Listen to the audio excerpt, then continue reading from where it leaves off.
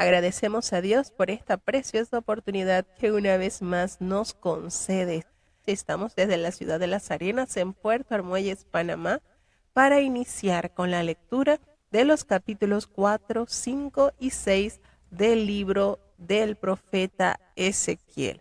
Vamos a presentarnos a Dios en oración, puesto que sin su aprobación nada podemos hacer. Oremos. Querido Padre Celestial, Dios de eterna bondad, de rica y de abundantes misericordias, delante de tu divina presencia estamos, Señor.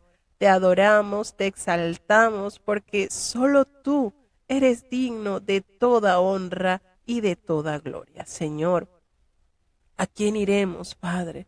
¿A dónde iremos si solamente en ti hay palabras de vida eterna? Gracias por este gran privilegio que nos otorgas de conocerte por medio de tu santa y bendita palabra.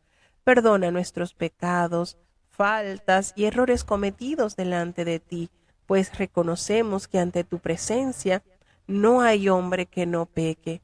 Pecamos en pensamientos, pecamos en palabras, Señor, en acciones. Ayúdanos a cambiar, a corregir, a desperdiciar, Señor, toda maldad, a botar toda maldad que haya en nuestras vidas, Señor, a que todo eso que no agrada a tus ojos pueda ser sacado de nuestras vidas y que ese efecto glorioso de tu palabra sea en nuestras vidas, porque como desciende de los cielos la lluvia y la nieve y no vuelve allá, sino que harta la tierra y la hace germinar y producir, y da simiente al que siembra, y pan al que come. Así será tu palabra que sale de tu boca, no volverá a ti vacía, antes hará lo que tú quieras, y será prosperada en aquellos a quienes la has enviado. Te damos gracias por la hermandad desde el cielo que ya está conectada desde los distintos países para escuchar tu palabra. Permite, Dios, que cada uno de los oidores pueda ser también hacedores de tu palabra, Señor. Bendice y guarda a los hermanos que están conectados desde los Estados Unidos, desde Chile, desde México, desde Panamá, desde Alemania. Que en cada país, Señor, tu presencia se pueda sentir. Te presentamos los niños, te presentamos los jóvenes, Señor, en tus manos están. Permite que pueda ser dirigido por tu Santo Espíritu. Guarda a los adultos, aquellos que tenemos tantas responsabilidades, Señor, en el hogar como en tu pueblo, distintos compromisos. Danos la capacidad y la veracidad de hacerlo conforme a tu voluntad. Te presentamos los matrimonios para que en tu nombre puedan ser guardados, fortalecidos, y los que han sido tocados por el mal, Señor, en tu nombre se puedan levantar. Oh Dios, aquellos que una vez pertenecieron a tu santo redil, pero hoy en día no están, Señor, los hirió el pecado, que ellos puedan, Señor, renovar su pacto de amor contigo, pues mientras hay vida, hay esperanza, Señor. Oh Dios, ten misericordia de los enfermos, Señor, una lista por los cuales se ora diariamente, muchos con enfermedades que para la ciencia no hay solución. Pero bendito sea tu poder cuando hemos escuchado milagros poderosos hechos por ti, Señor, enfermedades que no tienen solución, pero que con el poder de tu palabra son sanados. Gracias, Señor, por todas las bondades que otorgas a tus hijos. Bendice y guarda a los ancianitos, Señor. Muchos invirtieron sus fuerzas en tu obra. Ten piedad que hasta los últimos días de sus vidas puedan mantener en alto su antorcha de fe. Gracias, Señor, por tu amor. Gracias por tu bendición. Gracias por tu cuidado, Señor, en los cultos de espera que se están realizando en Escobal, que podamos escuchar a voz del cielo, Señor. Bendice los esperantes, ayúdales, en tus manos están. Todo te lo he suplicado en el dulce nombre de tu Hijo amado Cristo Jesús. Amén. Bueno, Bienvenidos una vez más a la programación y vamos ya a tomar nuestros asientos y a elevarnos a través de las páginas bíblicas. Vamos a acompañar en esta oportunidad al profeta Ezequiel, contemporáneo también con Jeremías, solo que un poco menor que Jeremías, pero le tocó vivir también esa triste situación del exilio. Pero Dios se le manifiesta a este gran siervo de Dios de una manera especial, revelándoles cosas grandiosas, hermanos, que edifican y fortalecen nuestra fe en el Señor.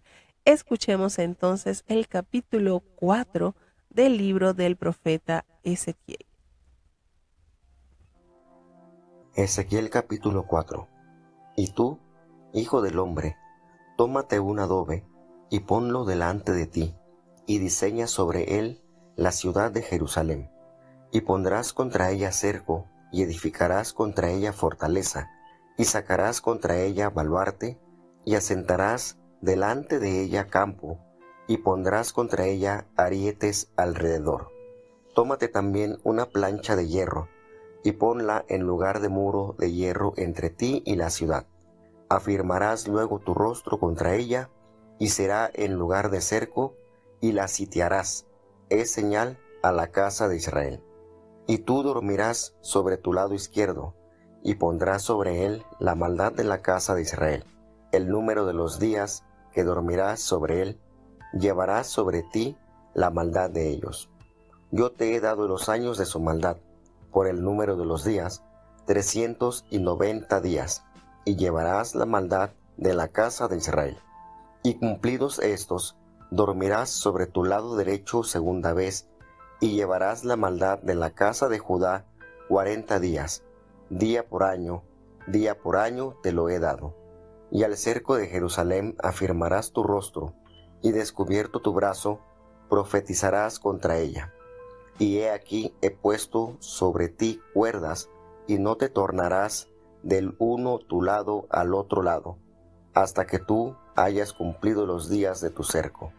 Y tú toma para ti trigo y cebada, y habas, y lentejas, y mijo, y avena, y ponlo en una vasija, y hazte pan de ello el número de los días que durmieres sobre tu lado. 390 días comerás de él. Y la comida que has de comer será por peso de 20 siclos al día, de tiempo a tiempo lo comerás. Y beberás el agua por medida, la sexta parte de un hin, de tiempo a tiempo beberás. Y comerás pan de cebada cocido debajo de la ceniza, y lo cocerás a vista de ellos con los estiércoles que salen del hombre. Y dijo Jehová: así comerán los hijos de Israel su pan inmundo, entre las gentes a donde los lanzaré yo. Y dije: ah, Señor Jehová, he aquí que mi alma no es inmunda, ni nunca desde mi mocedad hasta este tiempo comí cosa mortecina, ni despedazada, ni nunca en mi boca entró carne inmunda. Y respondióme: he aquí te doy estiércoles de bueyes en lugar de los estiércoles de hombres, y dispondrás tu pan con ellos. Díjome luego: hijo del hombre, he aquí quebrantaré el sostén del pan en Jerusalén, y comerán el pan por peso, y con angustia, y beberán el agua por medida y con espanto, porque les faltará el pan y el agua, y se espantarán los unos con los otros, y se consumirán por su maldad.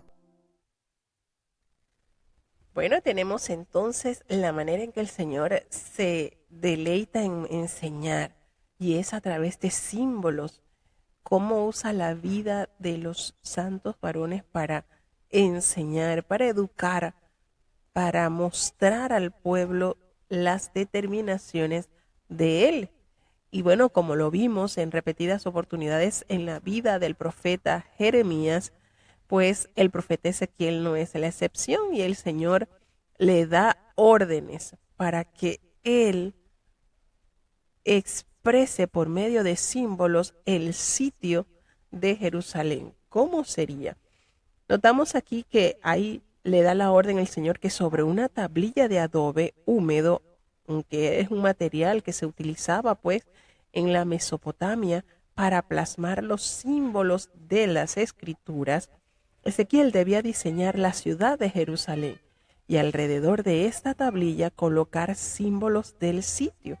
¿Cuáles eran esos símbolos? Bueno, edificaría contra ellos, pues, los baluartes, los que estarían delante del campamento, y colocaría contra ella arietes alrededor.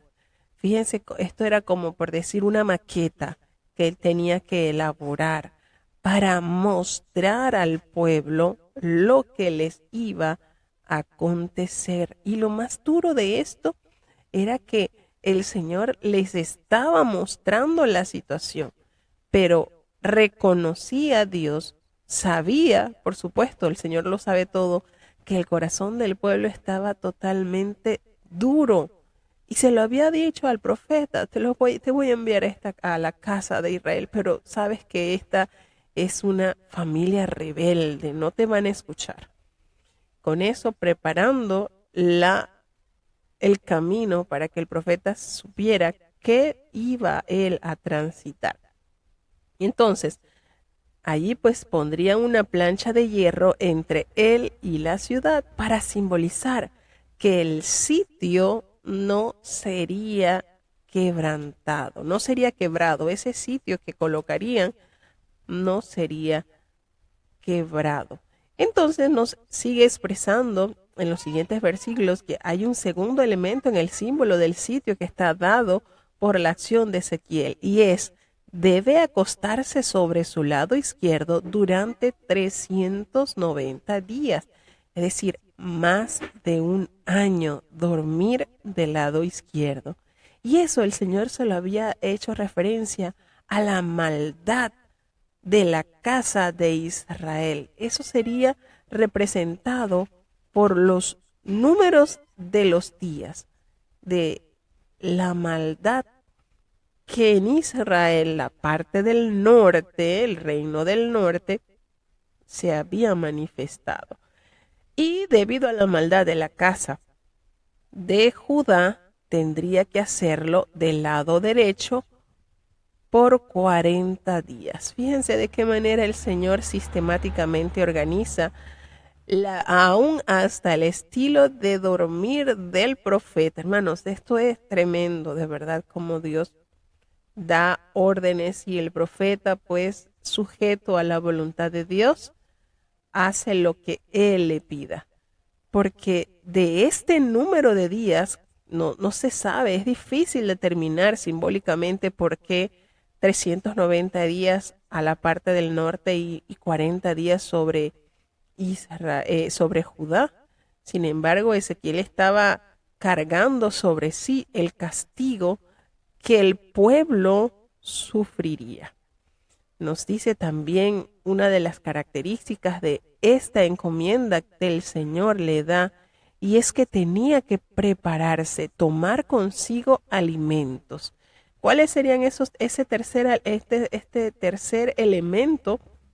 Nótese primero eso que él tenía que elaborar con la tablilla, algo así, estamos hablando como que si fuera una maqueta, y tenía también que simbolizarlo con su postura en dormir del lado izquierdo 390 días, más de un año, y 40 días del lado derecho, lo de la parte de Judá.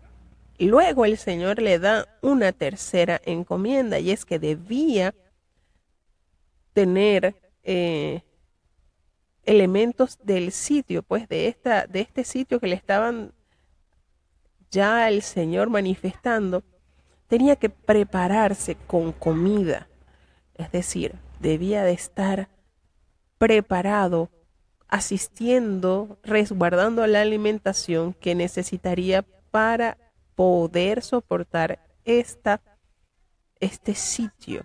¿Y cuáles serían los elementos? Bueno, menciona la palabra de Dios de trigo, de cebada, de habas, de lentejas, de millo y avena. Y fíjense que representaba una estricta dieta vegetariana. Aquí el Señor le había dado a entender que comería del fruto de la tierra, de estos cereales que le permitirían entonces soportar ese tiempo de lo que él le estaba expresando, la orden de Dios. Y que iba a tener entonces que comerlo, que lo tenía que ponerlos en una vasija y tendría que hacerse pan de estos cereales. Y el número que él se acostara sobre sus lados, los 390 días, debía comer de este pan. Y la comida que comería, aún el Señor le muestra la cantidad. Él comería 20 ciclos al día. De tiempo en tiempo la iba a comer. Y que también tendría que beber agua por medida, la sexta parte de un hin, y tenía que hacerlo de tiempo en tiempo, no cada vez que le diera sed, no debía comer cada vez que le daba hambre, no, de tiempo en tiempo. Y él iba a comer del pan de cebada cocido, lo tenía que cocinar debajo de la ceniza, pero que esta ceniza, él tenía que realizar esta práctica a la vista de todo el pueblo. Pero aquí es donde cae un poco el asunto, porque nótese que el profeta recibe las órdenes de parte del Señor que tenía que construir, ¿verdad? Con ese adobe, lo que iba a representar el sitio que tendría Jerusalén, que tendría que acostarse de 390 días del lado izquierdo y 40 del lado derecho, y tenía que comer tenía que escoger estos tipos de granos para elaborar el pan con el cual él comería de tiempo en tiempo, así como la medida del agua. Pero aquí el Señor dándole las instrucciones le dice, y todo esto lo vas a preparar, lo vas a cocinar al fuego, debajo de la ceniza, pero sería estiércol humano. Y esto ya, cuando el Señor le dice así al profeta, lo vas a comer delante del pueblo para que ellos vean que estás comiendo pan inmundo entre las naciones, ¿a dónde los voy a arrojar? Esto simbolizará que ellos, así como tú lo estás haciendo, ellos van a comer pan inmundo en las naciones donde ellos serán arrojados.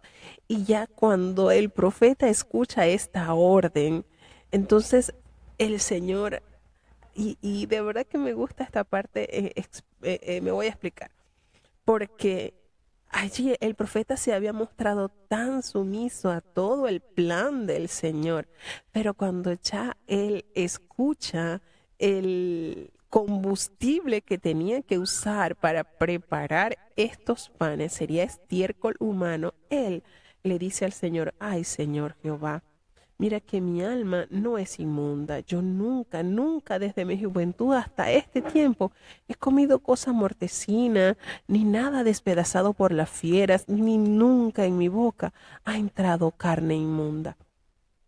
Fíjense cómo el Señor, y esto de verdad que nos da una enseñanza muy linda, porque el Señor había hecho su itinerario y este itinerario tenía que cumplirlo el profeta como una manera pedagógica de mostrar al pueblo bajo qué situación ellos quedarían. Comerían de vez en cuando, poquita cantidad, tomarían agua de poco en poco, y el Señor, cuando escucha lo que el profeta le argumenta, le dice, Señor, él es un sacerdote, yo nunca he comido pan inmundo, nada de esto. Y nótese la manera tan hermosa del Dios Todopoderoso, ese Dios al que nosotros le servimos, que cuando él escucha el argumento de su siervo, él le respondió, te voy a permitir usar estiércol de bueyes en lugar de excremento humano para cocinar tu pan. Y de verdad que esta enmienda que el Señor hizo con la orden del profeta nos da a entender la personalidad de Dios. El Señor no es un dictador. El Señor no te impone. Cuando conversamos con Él, cuando argumentamos, le decimos, Señor, mira esta condición. El Señor, en su amor y en su paciencia, nos permite, considera lo que nosotros podemos ser capaces de hacer o lo que no podemos.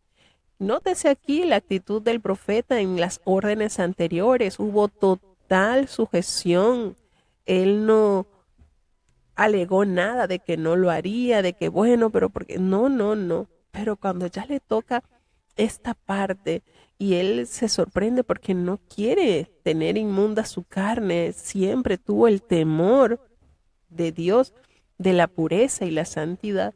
Él le alega esto al Señor y el Señor en su amor, como un caballero, le dice, está bien, te voy a permitir que uses en lugar del estiércol del ser humano, usa el estiércol de bueyes.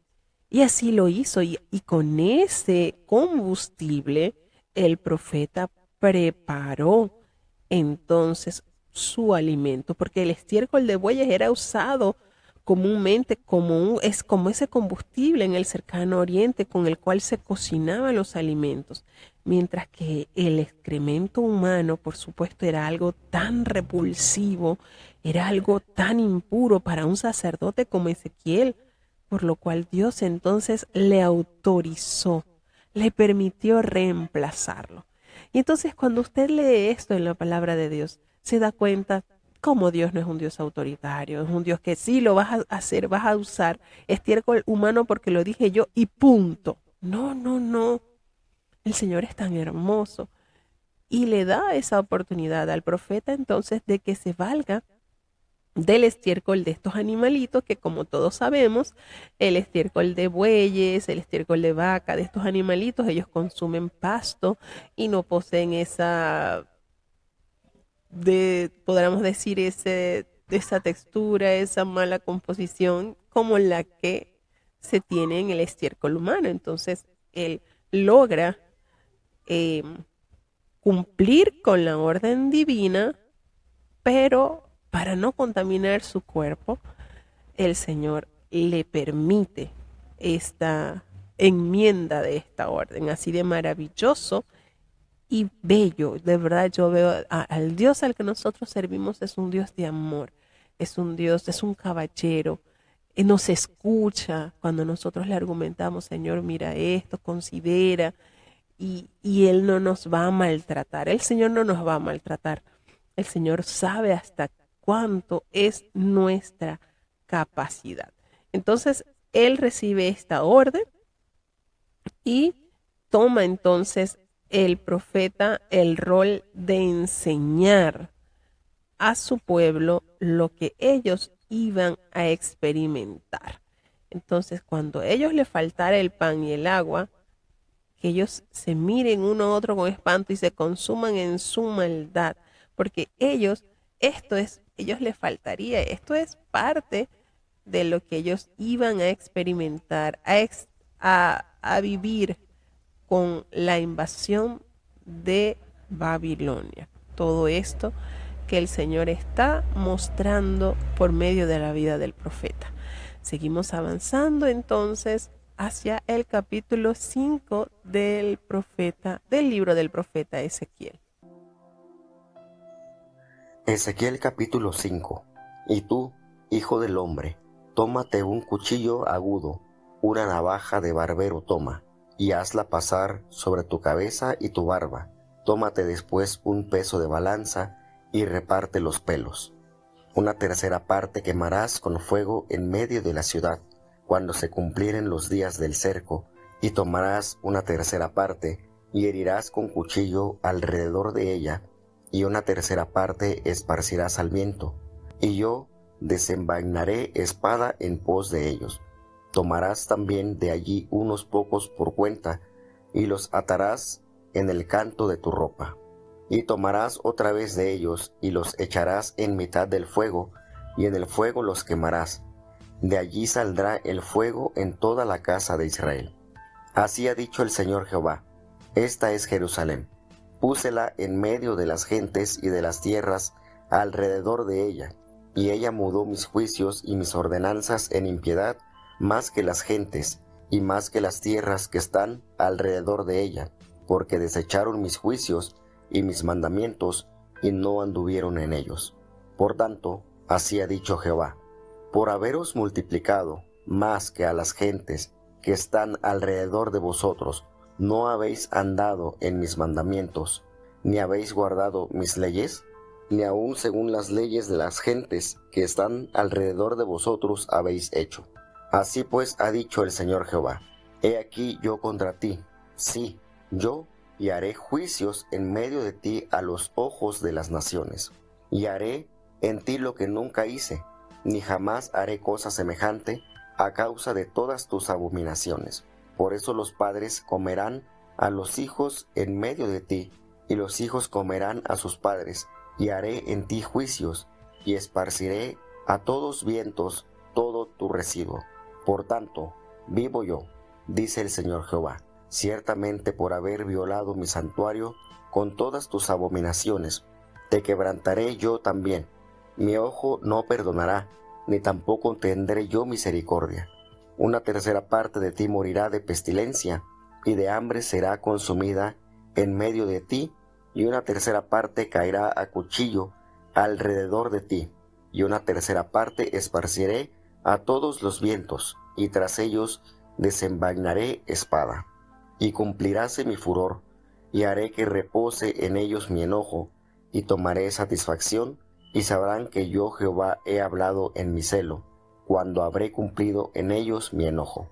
Y te tornaré en desierto y en oprobio entre las gentes que están alrededor de ti, a los ojos de todo transeúnte, y serás oprobio, y escarnio, y escarmiento, y espanto a las gentes que están alrededor de ti, cuando yo hiciere en ti juicios en furor e indignación, y en reprensiones de ira. Yo Jehová he hablado. Cuando arrojare sobre ellos las perniciosas saetas del hambre, que serán para destrucción, las cuales enviaré para destruiros, entonces aumentaré el hambre sobre vosotros, y quebrantaré entre vosotros el arrimo del pan. Enviaré pues sobre vosotros hambre, y malas bestias que te destruyan, y pestilencia y sangre pasarán por ti, y meteré sobre ti cuchillo. Yo Jehová he hablado. Y bueno, ya tanto lo había manifestado a través del profeta Isaías, a través del profeta Jeremías. Es más, estas expresiones de calamidad, de castigo, habían sido presentadas al pueblo cuando el Señor validó su pacto, cuando lo hizo ya, cuando materializó su pacto, cuando ya estaban esos documentos listos y el pueblo los aceptó. Porque desde la época de Moisés, cuando se estaba instituyendo la nación como tal, el Señor todos estos puntos los dio a conocer. El Señor es transparente y todo lo había comunicado, y el pueblo a todas estas bendiciones había dicho amén, y a todas estas maldiciones también habían pronunciado amén. Y de verdad usted dirá, bueno, pero es que esto es repetitivo. Todo eso trató el tema del profeta Jeremías, Isaías contra los oráculos de las naciones de su pueblo. Y aquí Ezequiel vuelve a tomar el tema, y también su vida pasa a ser la manera más eficiente de comunicar la condición en la que vivirían, o ese terrible proceso por el cual ellos atravesarían. Claro está, debemos entender esto que el Señor pronuncia y ratifica por boca de los profetas había sido con anterioridad manifestado.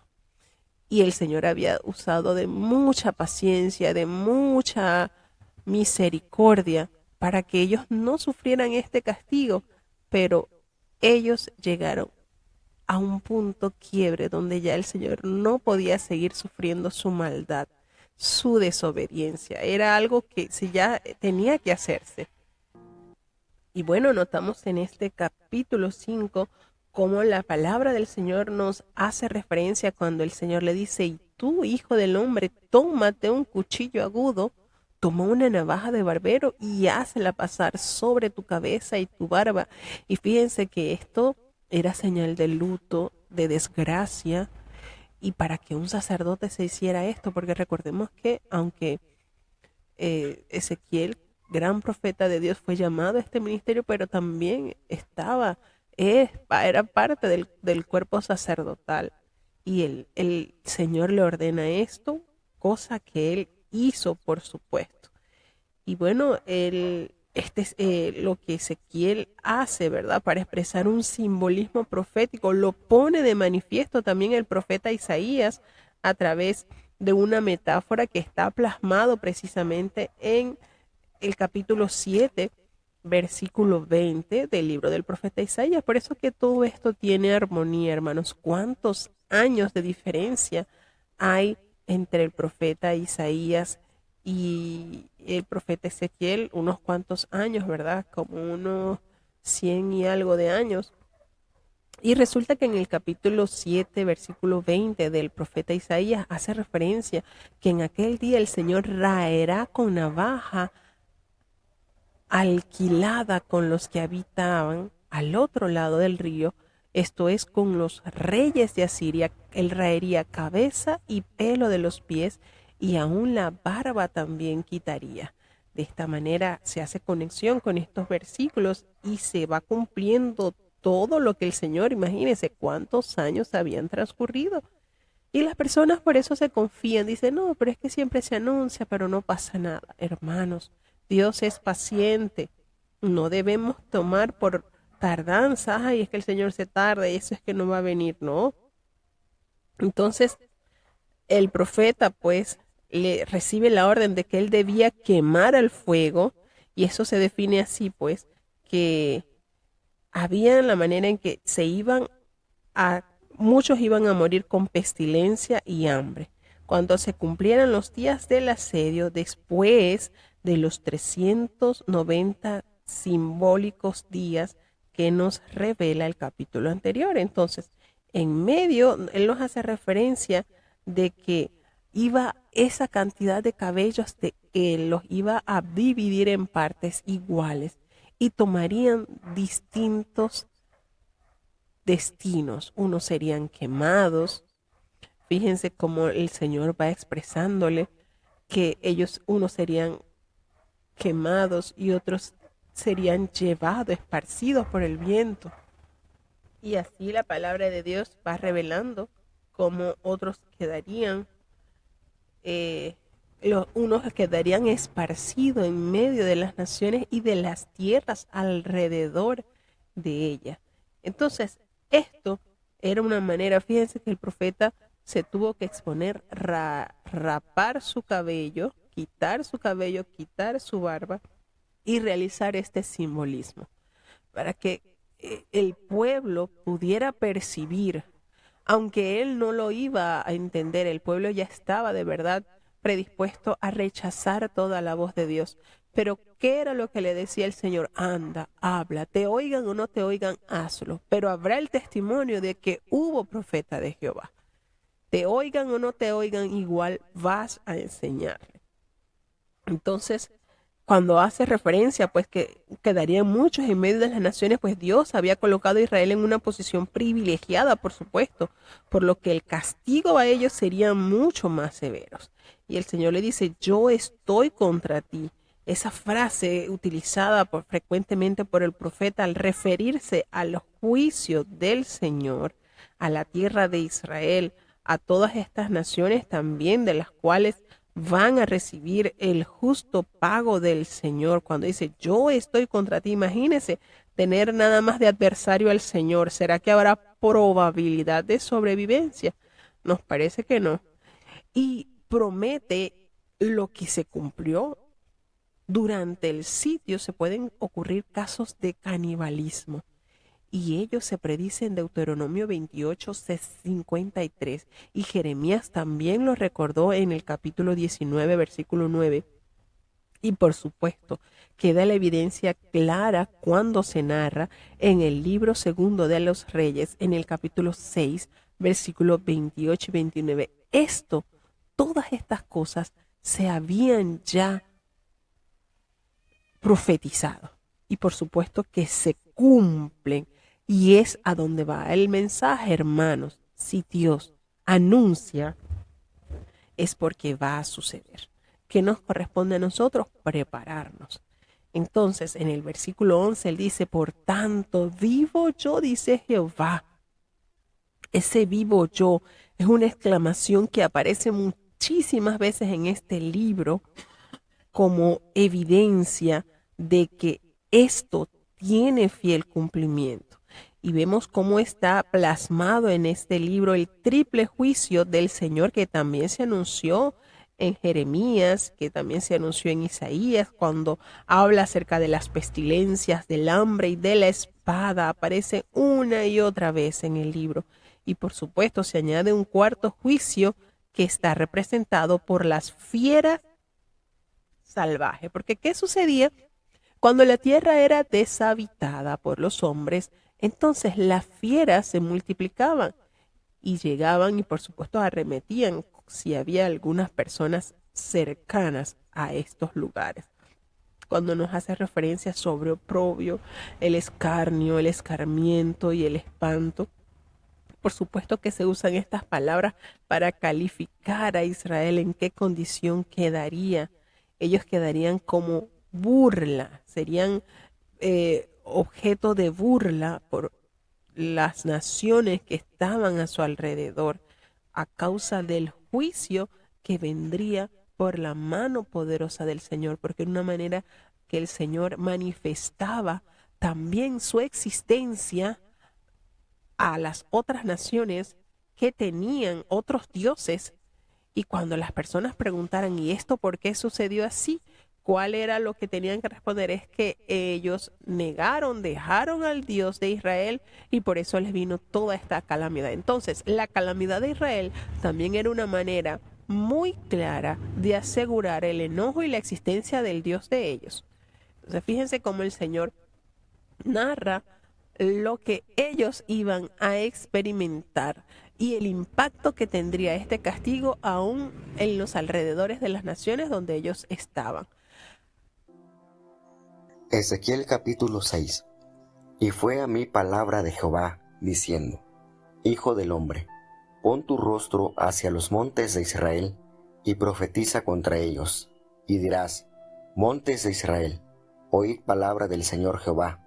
Así ha dicho el Señor Jehová a los montes, y dicho el Señor Jehová a los montes y a los collados, a los arroyos y a los valles. He aquí que yo haré venir sobre vosotros cuchillo, y destruiré vuestros altos, y vuestros altares serán asolados, y vuestras imágenes del sol serán quebradas, y haré que caigan vuestros muertos delante de vuestros ídolos. Y pondré los cuerpos muertos de los hijos de Israel delante de sus ídolos, y vuestros huesos esparciré en derredor de vuestros altares.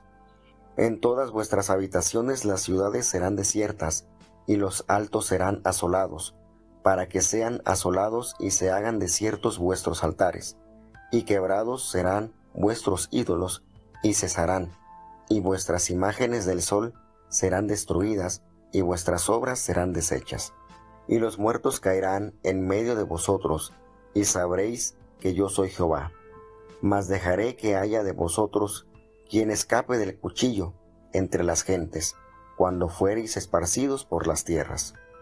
Y los que de vosotros escaparen se acordarán de mí entre las gentes, entre las cuales serán cautivos, porque yo me quebranté a causa de su corazón fornicario, que se apartó de mí, y a causa de sus ojos, que fornicaron tras sus ídolos, y se avergonzarán de sí mismos, a causa de los males que hicieron en todas sus abominaciones.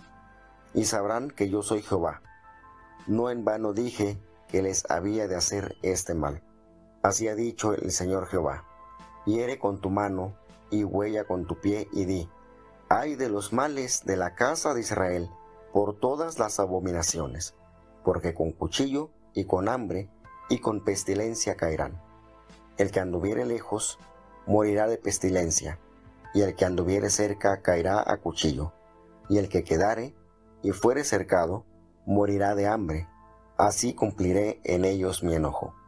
Y sabréis que yo soy Jehová, cuando sus muertos estarán en medio de sus ídolos, en derredor de sus altares, en todo collado alto y en todas las cumbres de los montes, y debajo de todo árbol sombrío, y debajo de toda encina espesa, lugares donde dieron olor suave a todos sus ídolos. Y extenderé mi mano sobre ellos, y tornaré la tierra asolada y desierta, más que el desierto hacia Diblat, en todas sus habitaciones, y conocerán que yo soy Jehová. Bueno, ¿les parece este juicio sobre Israel a causa de la idolatría? Y cuando se mencionan estos lugares altos, estas colinas, estas alturas, esta montaña, estas cumbres, estas sierras, estas cimas o un lugar sagrado sobre un sitio elevado geográficamente hablando, se refiere a cualquier cima, cualquier lugar alto, que a menudo estos lugares eran aquellos sitios donde los idólatras ofrecían sacrificio a los dioses paganos. Estos lugares llegaron a convertirse en trampas para los israelitas que mezclaron el culto a Jehová con la adoración de los ídolos. Fíjense, aquí se mezcló y se creó lo que se llama la terminología sincretismo, y es usar distintas maneras de adorar. Y muchos dicen, no, pero la adoración va hasta Dios. El Señor es un Dios de orden.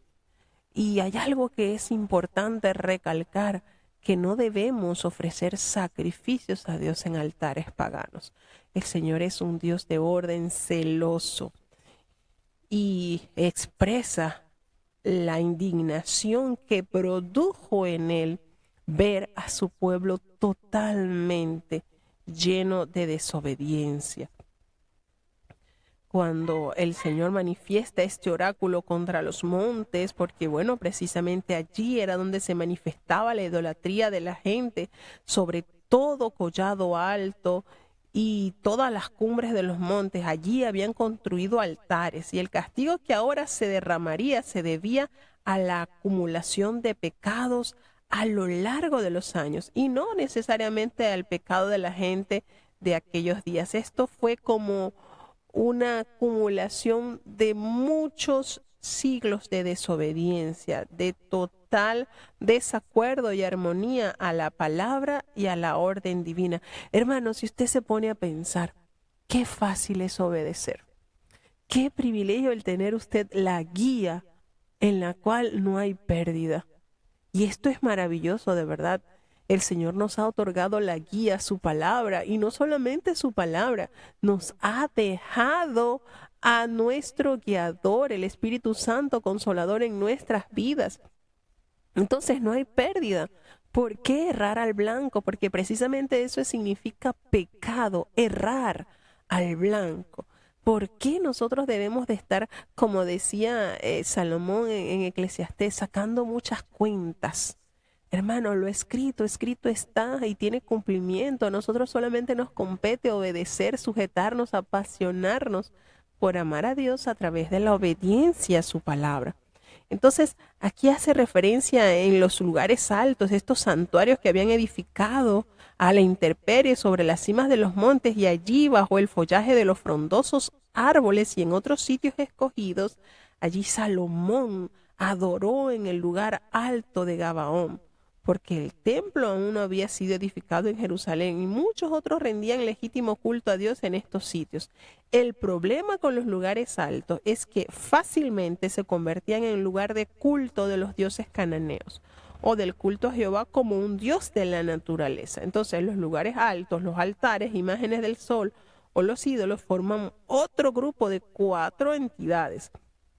Cuando se hace referencia a los ídolos es un término despectivo que designa una palabra hebrea cuyo significado es pequeñas bolas de estiércol. De esa manera se define en el idioma hebreo la palabra ídolos, y alude precisamente a las deidades de los pueblos vecinos, y es una expresión común que va a sonar mucho en el libro del profeta Ezequiel, quien la emplea aproximadamente unas 40 veces. Entonces esta palabra ídolos, traducido en hebreo, ¿qué significa? Pequeñas bolas de estiércol. Imagínense lo más asqueroso, el estiércol, y eso representan los ídolos, materia de descomposición que no tiene función alguna. Entonces, a pesar de todo lo que el Señor manifestó en su sentencia, promete un pequeño grupo, y esos representaban los pequeños cabellos que se salvan, que se mencionan también como un pequeño remanente, y que cuando ellos llegaran a caer en consideración el error en donde ellos habían caído, ellos sentirían vergüenza hacia Dios. Cuando ellos se acordaran de Él. Entonces, el propósito del castigo es de carácter educativo, formativo y a la vez de redención, para que sepan que Jehová Dios se manifestó a su pueblo y que corrigió de una manera radical ese pecado o esos pecados que por muchos años había exonerado o había dejado pasar, para que ellos se convirtieran de su mal camino. Entonces, esta última frase es una de las expresiones más características de Ezequiel, que aparece unas de más de 50 veces y que toma una ampliada en otras ocasiones, cuando dice que sabrán que yo soy Jehová. No en vano dije que les habría de hacer ese mal, para que sepan que ahí estoy. Y cuando les habla acerca de los palmotes con sus manos y que golpeen con su pie, esa señal de profunda emoción, es un compromiso personal y un regocijo por el juicio. Y el llamado a regocijarse se aplica cuando el pecado acumulado de Israel al fin sería lavado. Entonces el Señor promete extender su mano, y otra frase muy utilizada por el profeta Ezequiel para indicar que el juicio divino se haría una realidad. Y cuando hace referencia al desierto hacia Diblat, esto simboliza pues las fronteras de meridionales y septentrionales que se consideraban ideales antes la conquista de las tierras prometidas de Israel. Entonces el Señor, de una manera explícita, detalla con cuidado a través de sus instrumentos escogidos la manera en que corregiría este pecado. Y siempre un remanente pequeño prevalecería. Así que, ¿les parece? Dios es justo, Dios no desampara a su pueblo, pero por amor a su pueblo necesita corregir. Así que bueno, de esta manera llegamos al final. Vamos a tener la oración de cierre. Querido Padre Celestial, Dios de eterna bondad, de rica y de abundantes misericordias, ante tu divina presencia estamos, Señor. Te adoramos, te exaltamos, porque solo tú eres digno de toda honra y de toda gloria. Gracias, Padre bueno, por esta preciosa oportunidad que nos has concedido en este día. Gracias, oh Dios, porque nuevas son tus misericordias. Grande es tu amor para con tu pueblo. Perdona nuestros pecados, faltas y errores cometidos delante de ti, Señor. Reconocemos nuestras bajezas y sabemos que ante tu presencia ningún alma está exonerada. Todos nos equivocamos, todos pecamos de una u otra manera, Señor, en pensamientos, en palabras, en acciones. Ayúdanos a cambiar. Señor, te damos gracias por esta hora que nos has concedido estar en conexión con la lectura diaria de tu palabra. Te queremos presentar, oh Dios, cada una de las naciones que han estado escuchando por medio de este equipo. Bendice a los hermanos que están desde los Estados Unidos, desde México, desde Panamá, desde Chile, desde Alemania, Señor. Hasta ellos extiendas tu gracia bienhechora. Ten piedad y misericordia y ampáralo bajo tus potentes alas de amor. Oh Dios, gracias, Señor. Guarda y protege a los niños, a los jóvenes, a los ancianos, los enfermos, Señor. Aquellos hermanos que siguen esperando en ti, Dios mío. Te presentamos a Alan, que dentro de 9 días será operado. Oh Padre Celestial, así como a Joffre, que el día 14 de septiembre también será operado. Ten piedad, por amor de tu nombre, de José Elías, de Nathan, de Lauri, Señor, de los que diariamente oramos a favor de su restauración y salud. Gracias, oh Dios, porque nuestra fe nos acerca más a ti y nos permite ver lo que el ojo humano, a la ciencia y a la lógica no podrá ver. Ten piedad, oh Dios, de los ancianitos, guárdales, Padre, los matrimonios, los que han sido heridos por el pecado, pero que no han pecado de muerte, Señor. Puedes traerlos con tu poder, porque nada es imposible para ti, Señor. Guarda a los padres, bendíceles, dale sabiduría y temor en la crianza de sus hijos, así como el respeto de los hijos hacia los padres, Señor. Gracias por la visitación de tu Espíritu Santo en este día, Señor. Te adoramos y te exaltamos. No nos abandones, Señor, te necesitamos. En el dulce nombre de Jesús te lo he suplicado y en él te doy las gracias. Y ahora te pedimos, Señor, que el bendito amor de Dios, la gracia y la paz de nuestro Señor y Salvador Jesucristo, la compañía y comunión de tu Espíritu Santo, quien es nuestro eterno consolador, sea con cada uno de tus hijos, nos guarde desde ahora y para siempre. Amén.